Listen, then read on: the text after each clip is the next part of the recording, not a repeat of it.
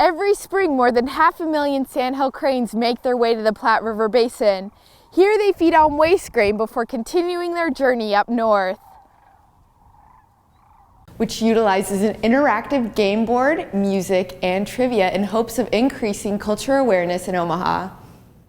This is the Piper Cherokee 140, and it's 1 out of 10 airplanes used at Oracle Aviation to help train student pilots. It's built to maximize stability while flying, making it great for beginners.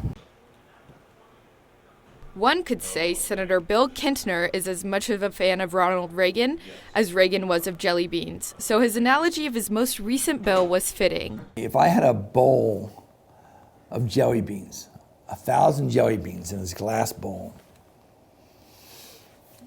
and 20 of them were poison, I mean instant death, and I mixed them in there, I said, would you take one? You'd say no way. Kintner proposed Legislative Bill 966, which would adopt the Refugee Resettlement Agency Indemnification Act, in hopes of having refugee resettlement agencies think twice about taking in refugees from what the bill deems as 34 high-risk countries, the majority of which are predominantly Muslim.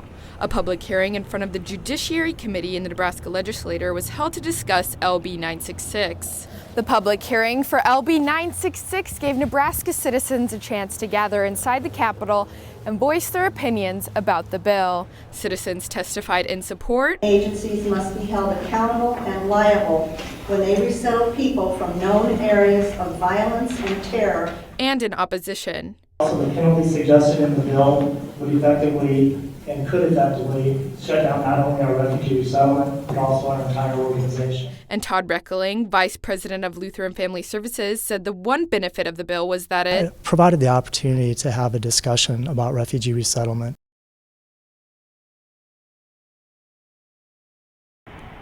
There's a small office in Des Moines, Iowa that has been preparing for the caucuses for months.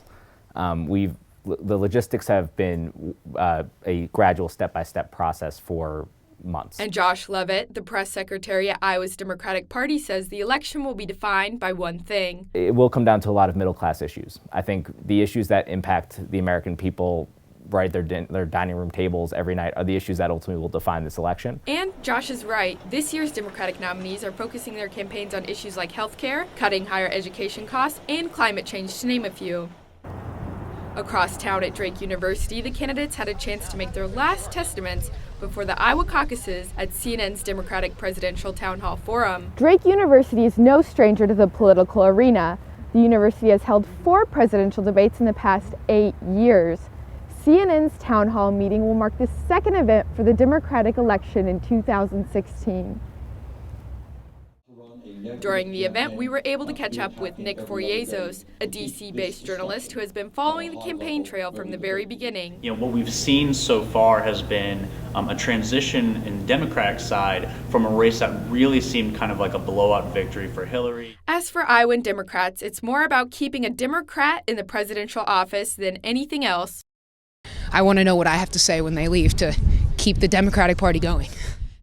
Delina Givens Brown is the daughter of the namesake of Big Mama's Kitchen, and she's begun sharing some of her mother's favorite recipes with the Omaha community. And today we're offering her homemade jams, relishes, sweet potato pie. And when the Omaha Economic Development Corporation decided to bring the farmers market to North Omaha, Brown was excited to participate. Well, it is long overdue. North Omaha needs events like this to bring life to North Omaha, to bring people together. The OEDC began the farmers market to correlate with the opening of the Fair Deal Village Marketplace on North 24th Street. This area of the city is known as a food desert, meaning residents don't have easy access to fresh produce. But once the Fair Deal Village Marketplace opens in the fall, the 40-year dry spell will be broken. And the name pays homage to the former Fair Deal Cafe, which closed in 2003. And it was considered the Black City Hall.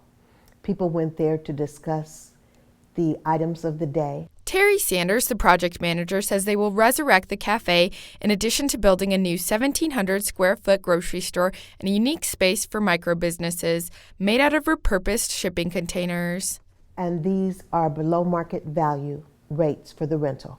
And so we wanted to give someone a chance to get their business started outside of their home. In the meantime, the OEDC hopes the weekly farmers market will get people ready for the new space to open.